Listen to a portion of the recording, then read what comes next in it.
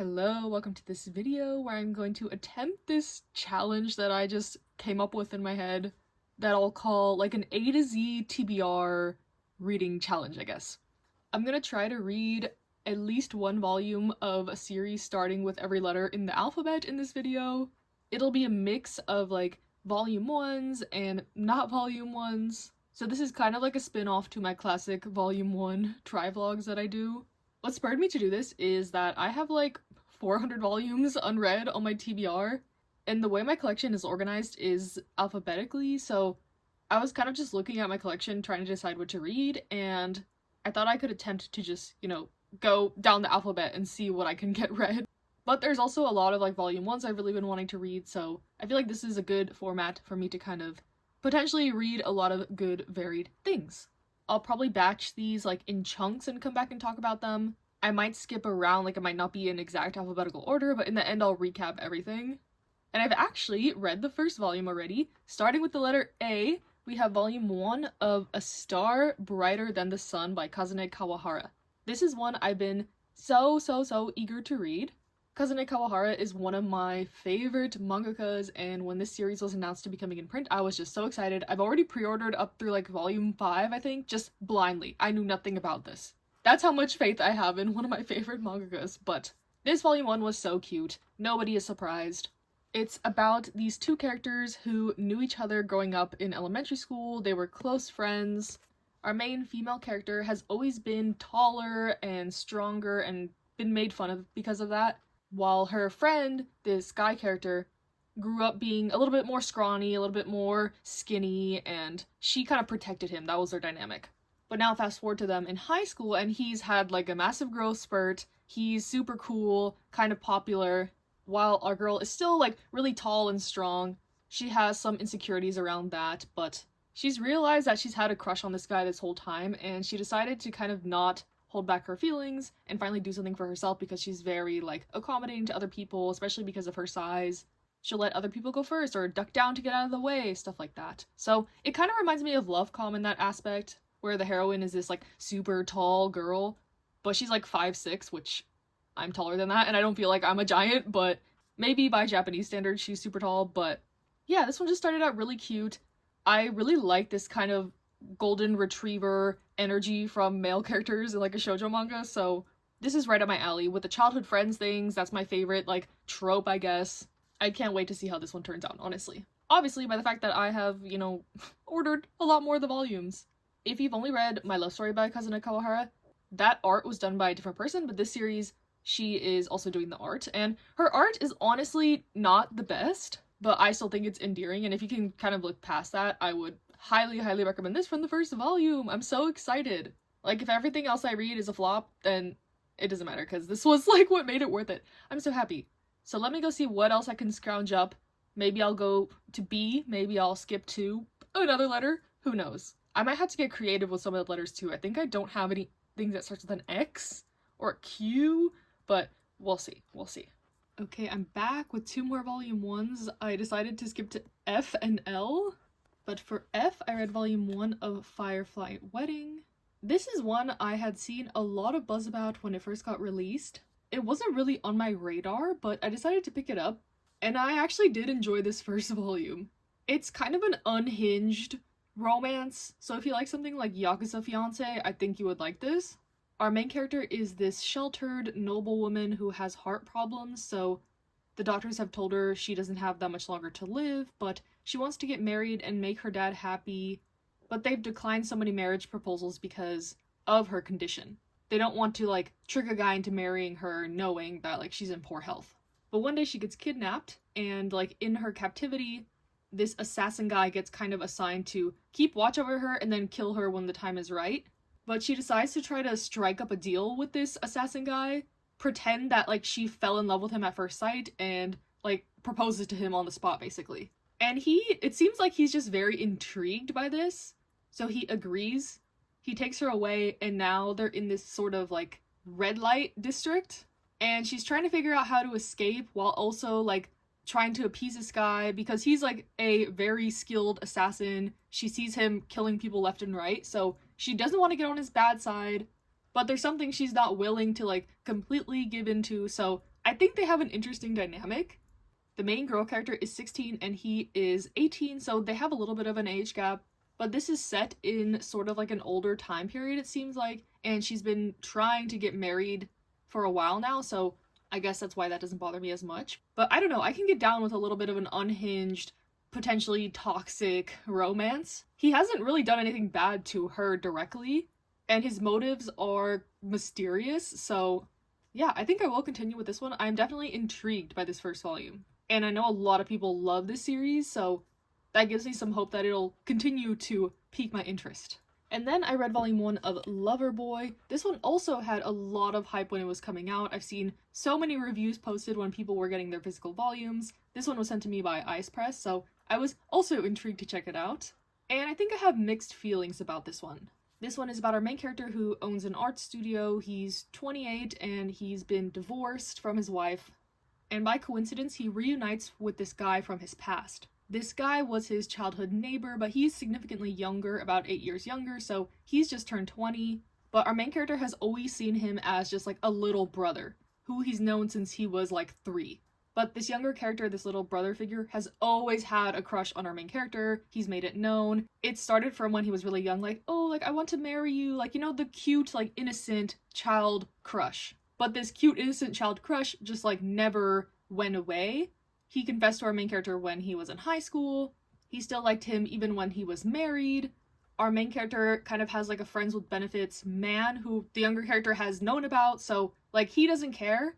He's just been pining over this guy for a long time. So I guess the story will be about their relationship and our main character kind of shedding the image he has of this kid as being just his younger brother kid neighbor and taking him seriously as an adult.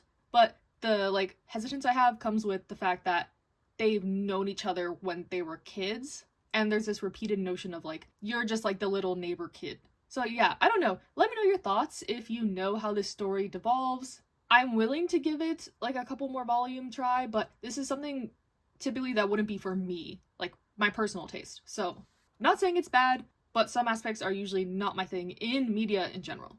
Also, this is quite explicit.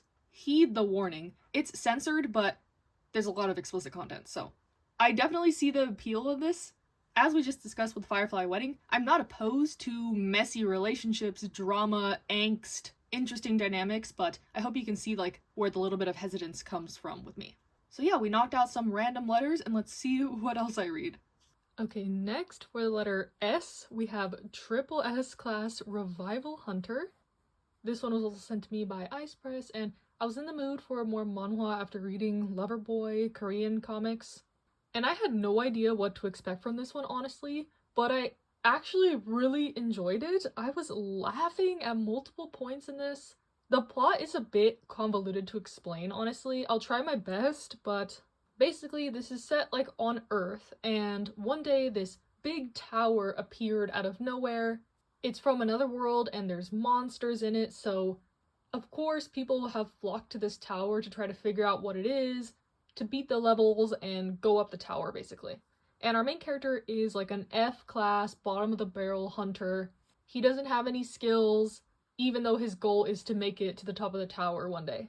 The top hunter in this world is like this really like abrasive guy who has these fire powers. He's kind of like Bakugo from My Hero Academia, but turns out he is actually like a really bad guy. He ends up killing the main character.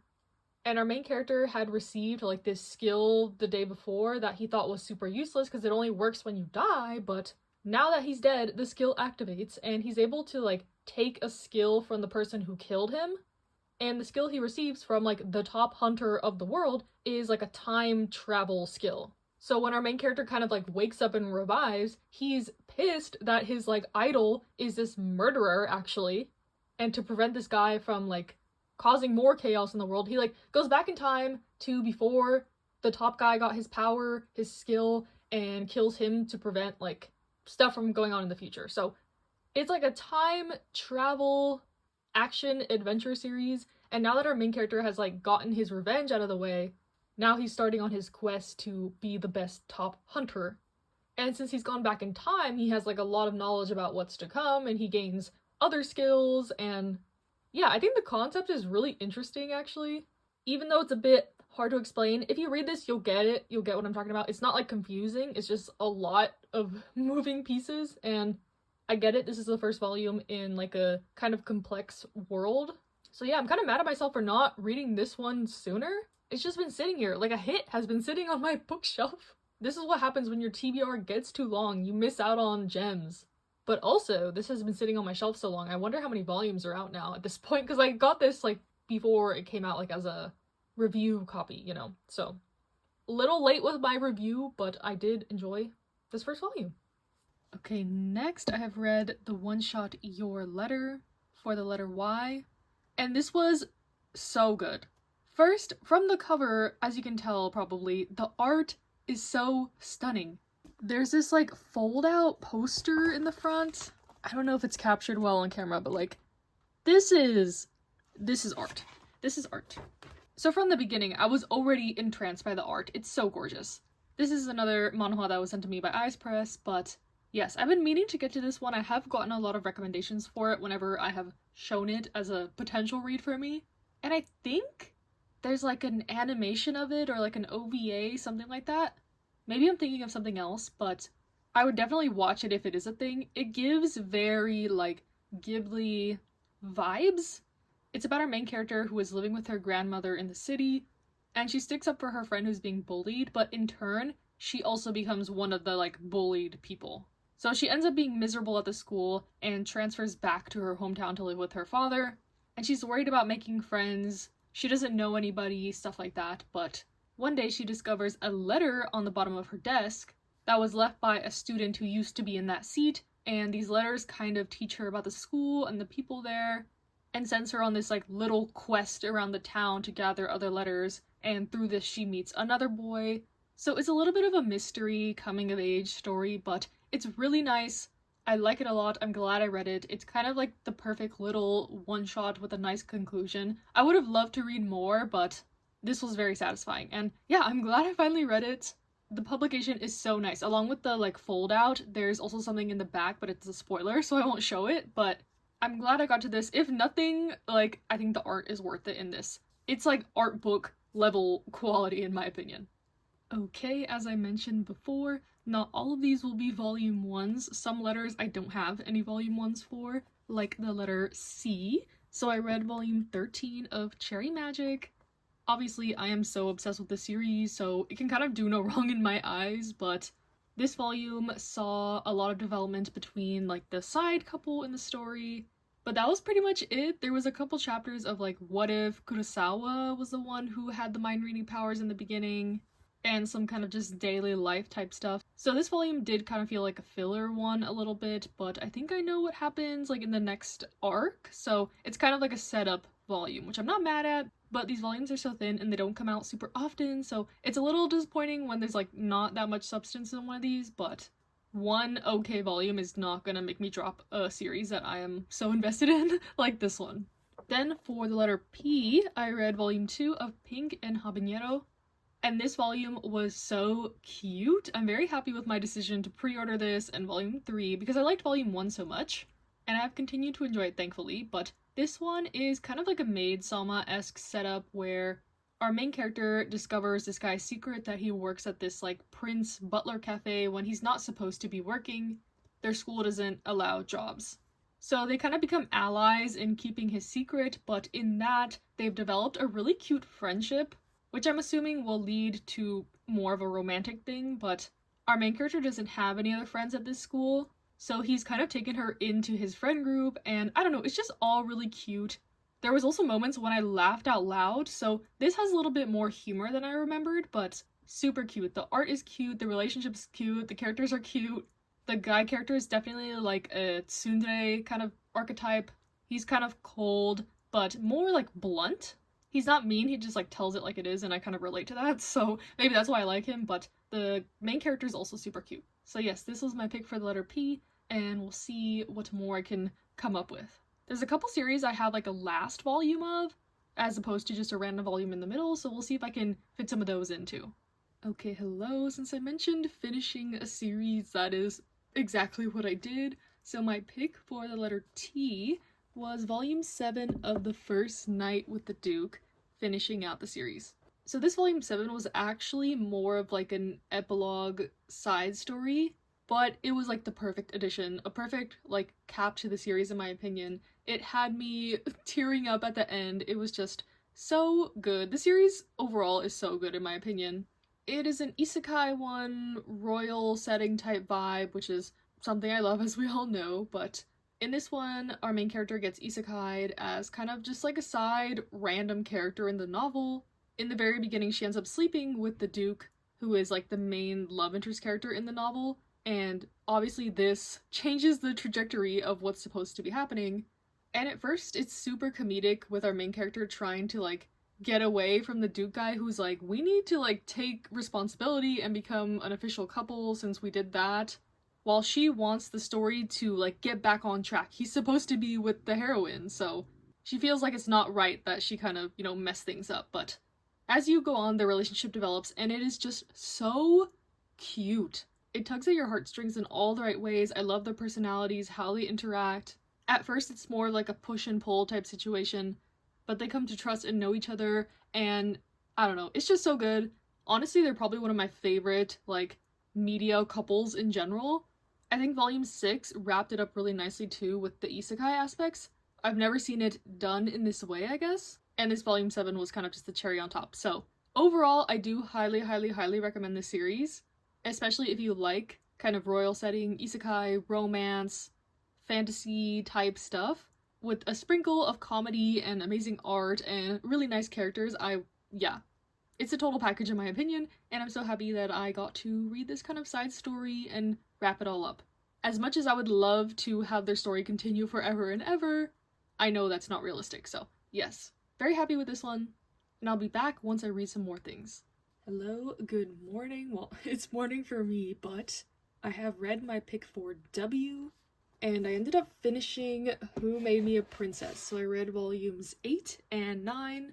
I surprisingly had a lot of options for the letter W, but I wanted to continue finishing up some series that I've been kind of putting off.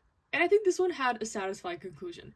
If you're not familiar with Who Made Me a Princess, this is an isekai one, royal palace setting, where our main character gets reincarnated into the daughter of this emperor in this novel that she knows of. And in the novel, she gets killed by the emperor. He does not like her at all.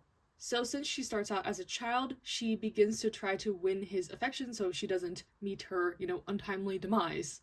And through this, you just see the main character kind of growing up. She was an adult before she got reincarnated, so she has all her, adult knowledge. There's magic involved, lot of pretty characters. The art in this is top tier. There's some political goings on. There's, a tiny, tiny, tiny smidge of romance. And even though there was some plot lines that kind of infuriated me, in the end, I feel like it did kind of redeem itself. So this ended up not being, my most favorite series, but I did like it a lot. I would give it, an 8, 7.5 out of 10. I like it enough to recommend, but there was just some, low points in the story that took too long to resolve, in my opinion. So, really glad I got to another completed isekai series. This is one of the ones that, started my journey. I got the first 3 volumes from the library, and I became obsessed, and I started buying the volumes. So, this one has a special place in my heart. And I'm glad that I got into it, close enough to when the last volumes were coming out that I wasn't waiting too long, so yes, overall, a complete and satisfying experience. Okay, it looks like I'm just finishing series left and right. My pick for the letter I is I Want to Be a Wall, Volume 3, the final volume. And this series overall is just a really refreshing one in my opinion. I found it touching, relatable. It's about these 2 characters who decide to get married out of convenience, pretty much. The main character is a aromantic asexual woman, where the man is a gay man who's been in love with his best friend for years, but they both have pressures from their family, from society, and they decide, let's just get married, even if it is just on paper.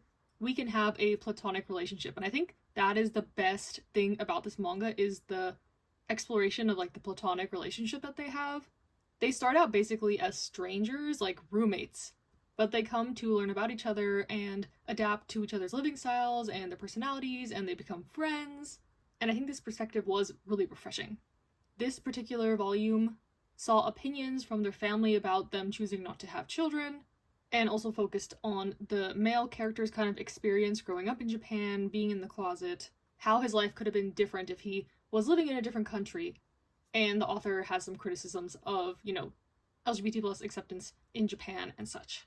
There's a little bit of closure with the unrequited love situation, and even though it is kind of an open ending, I think this is a good length for a series like this. It's not plot heavy, it's not drama heavy, it's kind of just more of an insight into what a relationship like this would look like.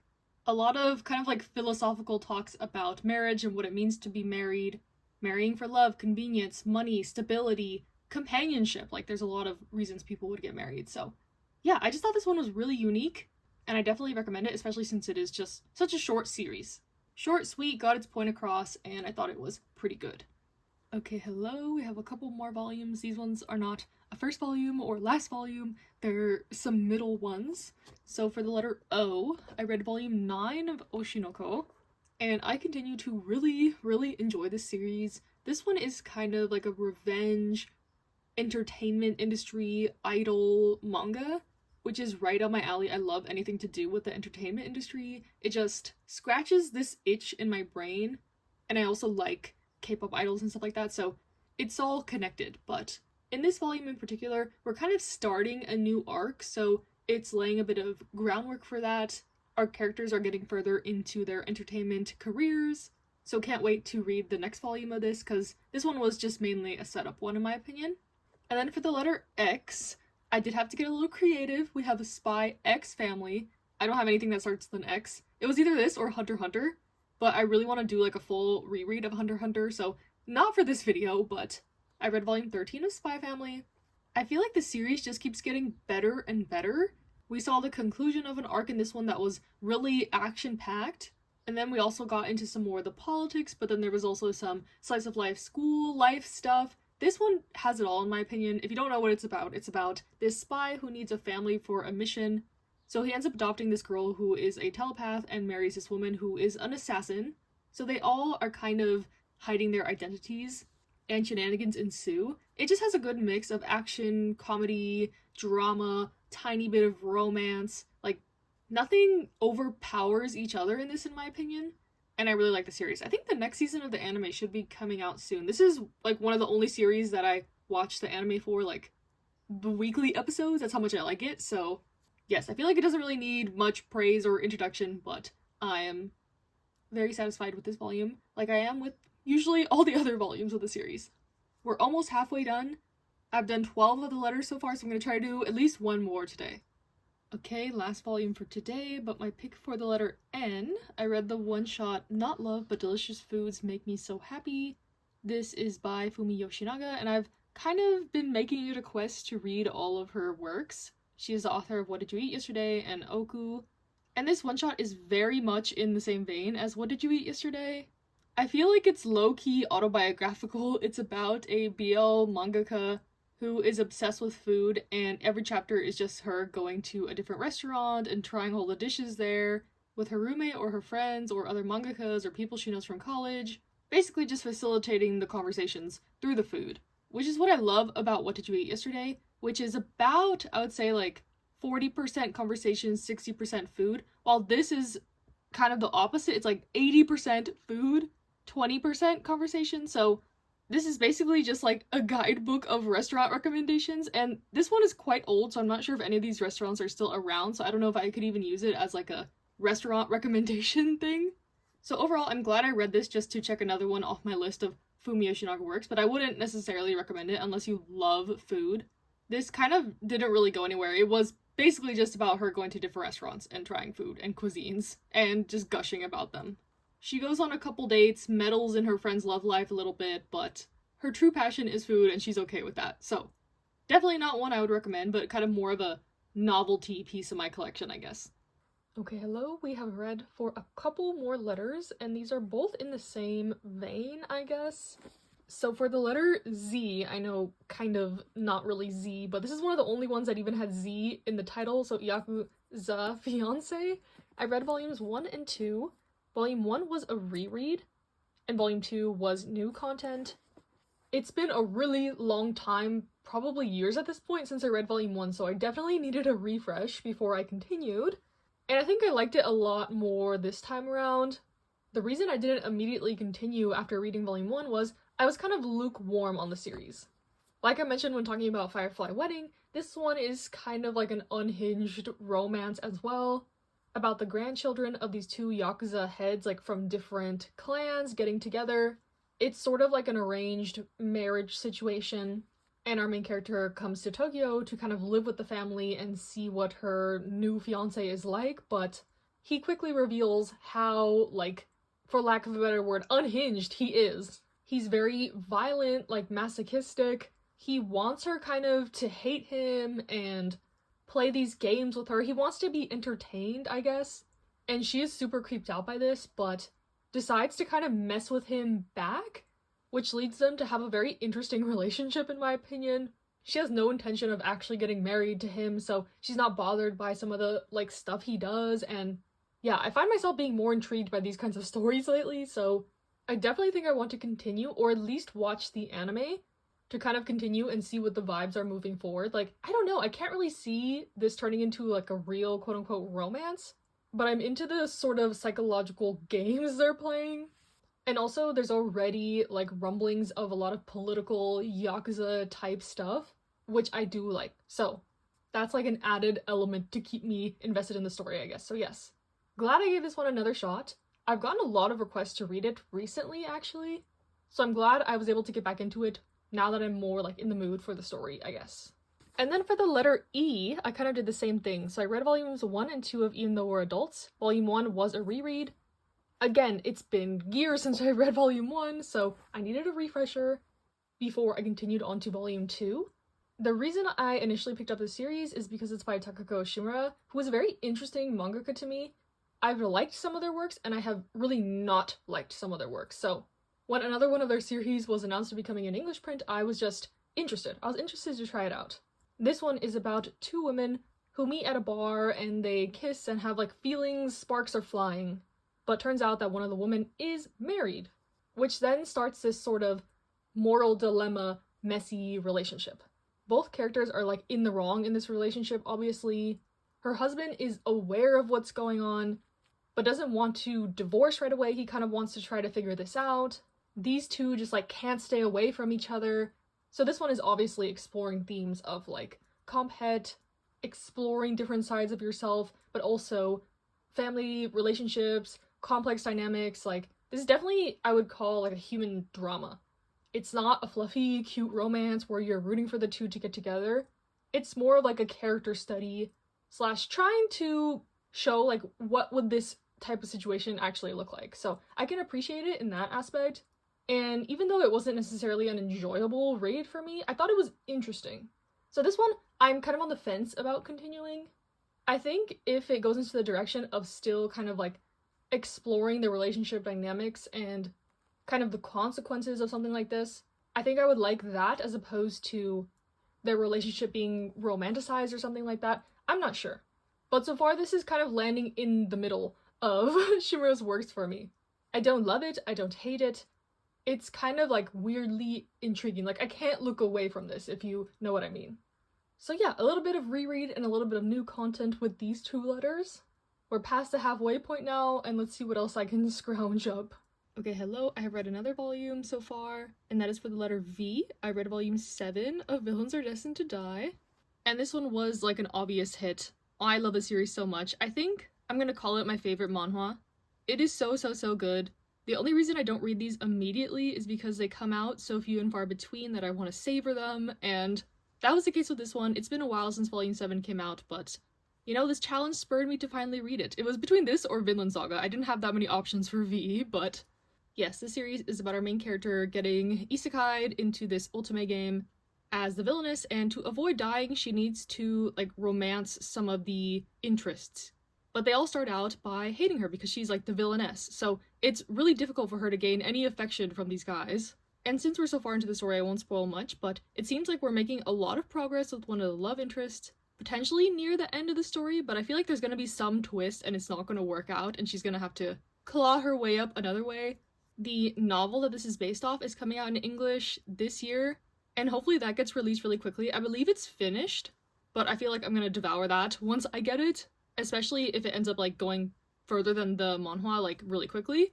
But yeah, if you're curious, I'm on Team Callisto. I don't know if that's a popular choice, but There was some really good moments with him in this one, so yes, love villains are destined to die. Glad I could read another volume of it. I would have read it eventually, but now I had an excuse to kind of show it off. And I actually have one more thing to share in this clip. Not a manga, or a manhwa, or a light novel, but for the letter D, I read the first volume of The Disabled Tyrant's Beloved Pet Fish. I'm gonna ignore the and the D for disabled. But yes, if you've been following me on Instagram, you'll see my kind of slow obsession building with this series. I'm already almost done with volume 2, actually. So you'll definitely see this in my May reading log. I'll probably finish the series. I've ordered the other volumes, but this danmei has been recommended to me when I was like seeking recommendations, because if you haven't been following along, I have been reading Heaven Official's Blessing. I'm 3 volumes into that, and that was my first exposure to danmei. So this is my second dip into the waters, haha hee hee. And like I mentioned, I've just become obsessed. I really like this first volume. The story is so weird. It's so dumb. It's so ridiculous. But it is just my type of like humor and comedy. And it's also isekai. Like, I don't know if because this is Chinese, isekai is the same terminology, but our main character basically gets transmigrated. That's the word they use. So I guess it's called transmigration, not isekai. But he gets transmigrated into this web novel as a fish. So the story is from a fish's perspective, like a human that is a fish now, but basically he's put into this novel and given quests to try to kind of soften up this tyrant.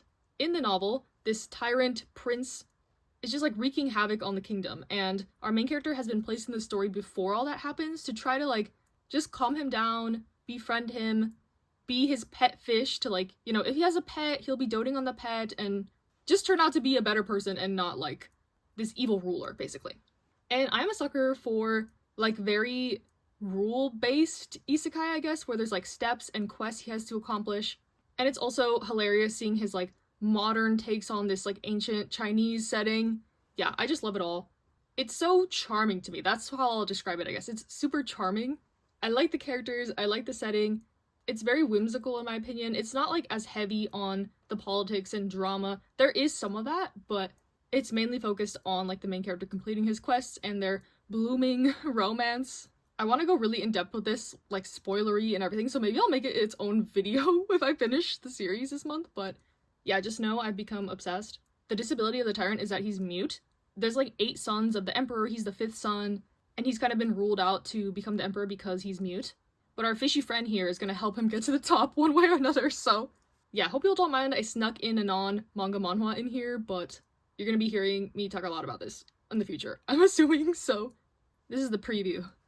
Hello, I have done another chunk of reading. It's actually like 6 in the morning and I couldn't sleep, so what else would I do than read, I guess. But first, for the letter K, I read volume 1 of The Kept Man of the Princess Knight. And I'm gonna be honest, this volume 1 was not good. Basically, it's about this man who is sort of, as the title implies, the kept man of the Princess Knight. The Princess Knight is going into the dungeons and she's trying to revive her kingdom that got, you know, destroyed by monsters or whatever. And she has this guy that stays home and he kind of cooks and cleans for her, services her in other ways, if you know what I mean. This is explicit. But he's also kind of a bum and he goes to brothels and he has a bad reputation. But in reality, he's actually this like retired, famed adventurer that something happened to him so he can't do that anymore. And he kind of takes it upon himself to punish petty criminals, go around the city, solve little mysteries, stuff like that, when the princess is down in the dungeons or whatever.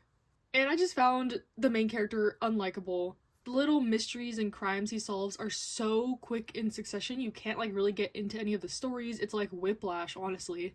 The resolutions are not satisfying.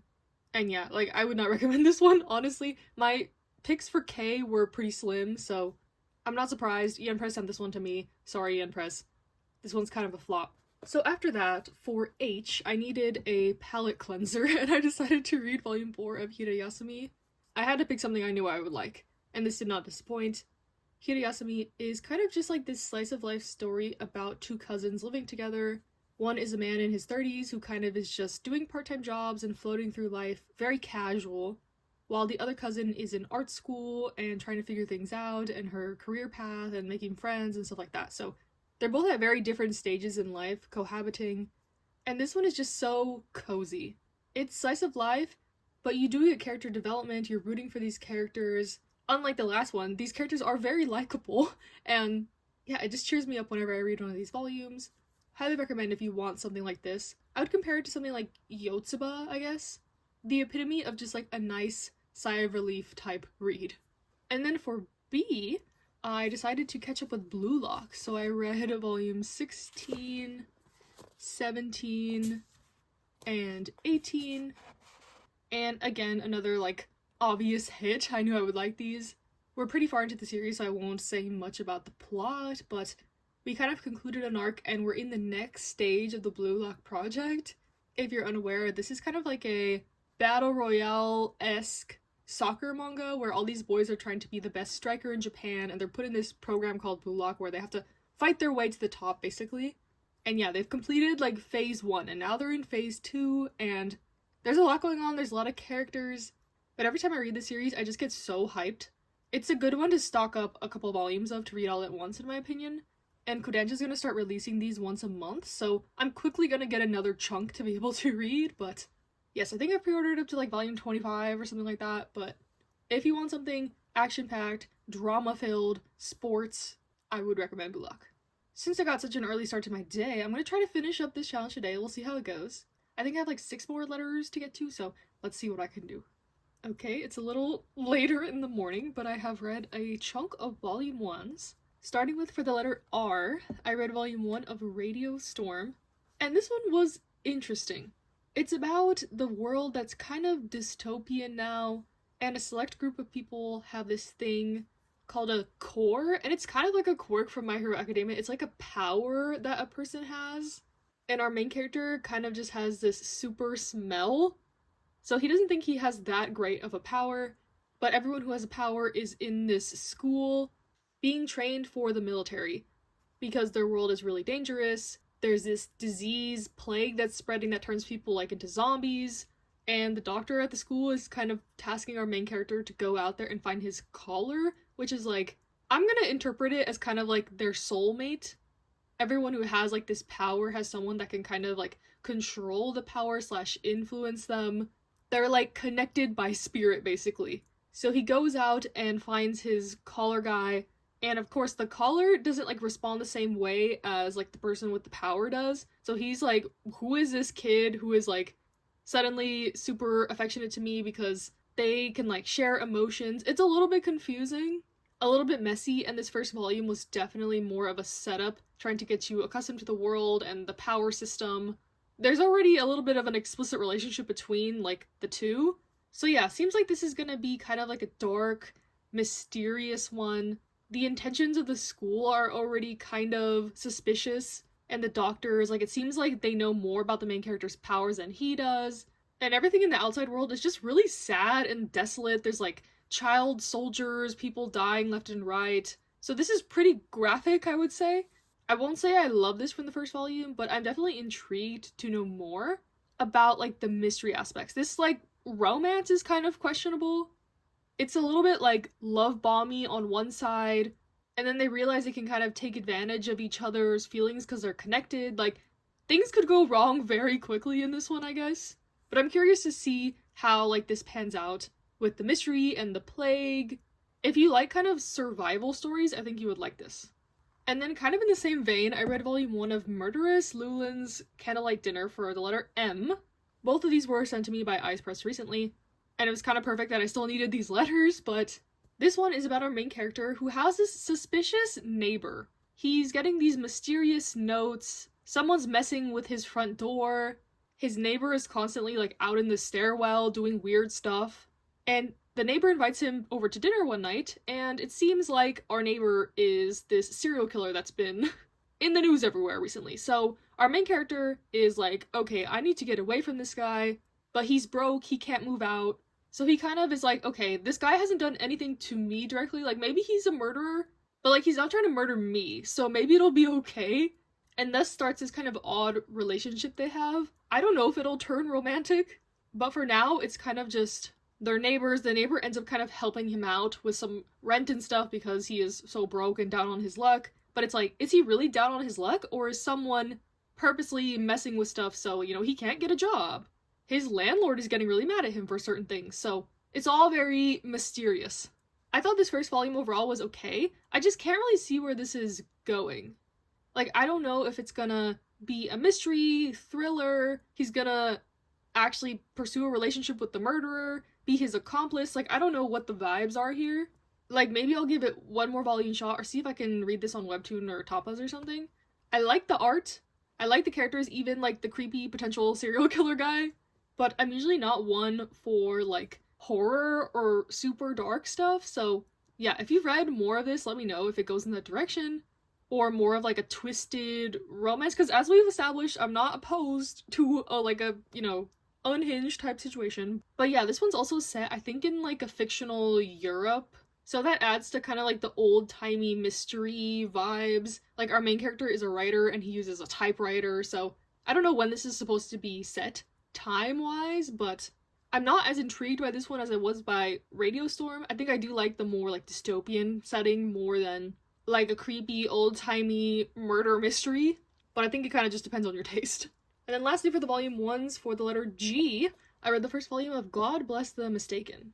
This one I received from Yen Press a while ago. It's taken me a long time to get to it, but interestingly enough, this is the same author as Bloom Into You, which is one of my favorite girls' love series.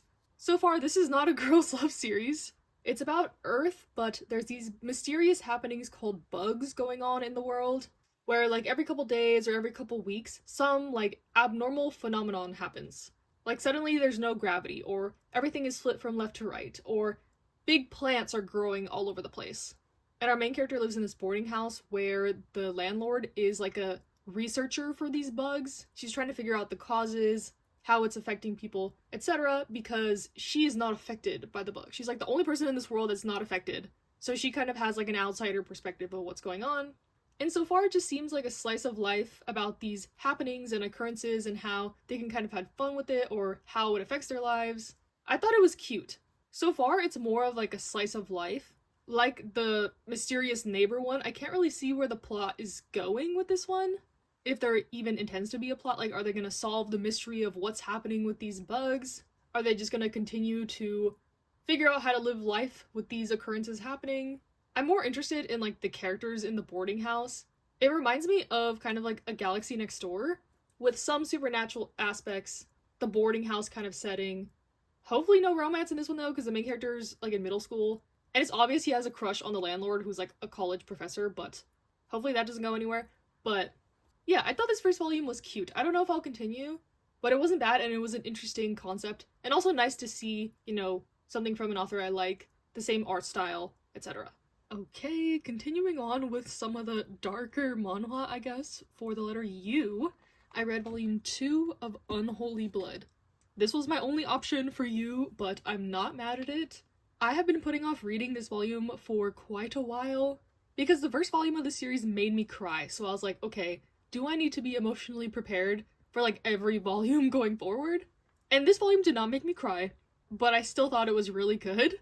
Essentially, this one is about our main character who is a vampire in a world where vampires have kind of overrun the society.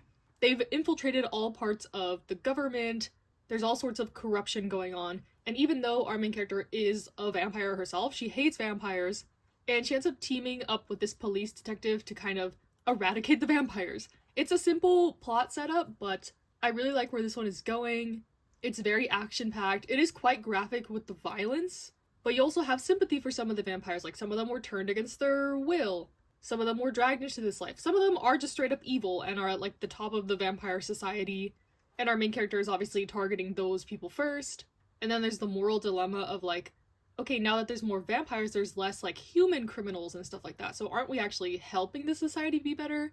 Etc, etc. So if you like vampire stories and vampire politics and vampire everything, you would love this one, I think. The art is also stunning. I think this one is not too long, maybe like 10 or less volumes.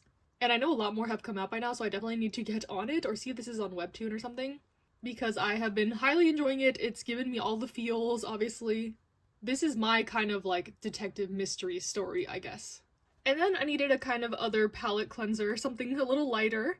This is my worst offense of the letters, but for the letter J, I have volume 6 of Kageki Shoujo. This is literally the only title I had that even had J in it. I didn't realize J would be such a hard letter to find, but this is what we're working with. I read volume 6. If you remember, I read volumes 1 to 5 of this in my 24-hour reading vlog. I really enjoyed it, so I set out to get more volumes, but this is the only one I could find in the wild for now. I know there's quite a bit more out also. But this volume 6 was really nice. This story is about our main character entering this theater acting school where it is girls playing all the roles, like even the male roles. And her goal is to become the top star in this world and play Lady Oscar. That's her, like, dream role. In this one, they're having some tryouts for a play, and I really love the detail and, like, the background of all the characters in this. Why they're each striving for this goal, how each of them were able to play to their own strengths in the auditions. Like, it was all really interesting as someone who knows a bit about the theater but was never, like, involved myself. If you were actually, like, a theater kid, I think you would highly enjoy this. There's some drama, some romance, a lot of, like, female friendship stuff going on, so it's a nice read in my opinion, and I definitely plan to continue once I can get my hands on more of the volumes. It seems like I have some shopping to do after this video. And with that being said, I have one more letter to go, which is Q. I have something in mind for it, so I'll be back once I read that, and we'll just recap everything. I don't know how long this video is gonna turn out to be. Probably quite long, so if you stuck around, hopefully you've been entertained. Okay, hello, we have finally made it to the end, and like I mentioned for Q, I finished Last Quarter by Ayazawa. Glad I could finish out a series to finish out this video. Last Quarter was kind of a mystery, supernatural, time travel-y ghost story. So definitely a different genre from other Ayazawa works that I've read, but I think this one worked really well. I can't say much, obviously, because this is a mystery for spoiler's sake, but basically the story is about this group of kids who stumble across this kind of ghost girl who has lost her memories, and these kids are trying to help her get her memories back, figure out if she's really a ghost or not, what happened to her, and the strange connections going on in the story. So I liked it a lot, would recommend for sure. And with that, let me wrap everything up coherently because I know I skipped around a lot. For A, we had A Star Brighter Than the Sun. B for Blue Lock. C for Cherry Magic. D for The Disabled Tyrant's Beloved Pet Fish. I did end up reading volume 2 and I'm still obsessed, so look out for a review of this in a reading log or a dedicated video, but I plan to finish the series out the rest of the month. Even Though We're Adults for E. Firefly Wedding for F. God Bless the Mistaken for G. Hiroyasumi for H. I Want to Be a Wall for I. Kageki Shoujo for J. The Kept Man of the Princess Knight for K. Lover Boy for L. Murderous Llewellyn's Kindle at Dinner for M. Not Love But Delicious Foods Make Me So Happy for N. Oshinoko for O. Pink and Habanero for P. Last Quarter for Q. Radio Storm for R. Triple S Class Revival Hunter for S. The First Night with the Duke for T. Unholy Blood for U. Villains Are Destined to Die for V. Who Made Me a Princess for W. Spy X Family for X. Your Letter for Y. And finally, Yakuza Fiance for Z. So overall, this challenge did take me about a month. It was quite a long one. Did it make a significant dent in my TBR? No, this was only about 30 volumes out of 300 something. But it was a start, and I'm glad that it pushed me to finish some series, start some series, continue some series I've been procrastinating. Overall, I think it was a good experiment. Of the series I started, my favorite was A Star Brighter Than the Sun and The Disabled Tyrant's Beloved Pet Fish. I'm glad I can finish this one up. This one is a newer release, so I'll have to wait for the volumes to come out, but I have pre-ordered it up through like volume 4 before even reading this one, so I had a lot of faith going into it, but I'm glad that it was proven right. Of the series I finished, my favorite was The First Night with the Duke. I am so obsessed with the series, and bittersweet that I finally finished it, but I do love the series overall. And then for like random volume continuations, of course we have Villains Are Destined to Die volume 7. Can't wait for the next volume. Can't wait for the novel coming out, like, just obsessed with the series also overall. So, yes, that concludes this video. Hope you enjoyed. Let me know if you've read any of these titles before, your thoughts on them. How long is your TBR? Do you have enough stuff to do this kind of challenge? Did I cheat too much with my letters? Let me know. Until next time, stay safe, stay happy, stay healthy, and I'll see you in the next one.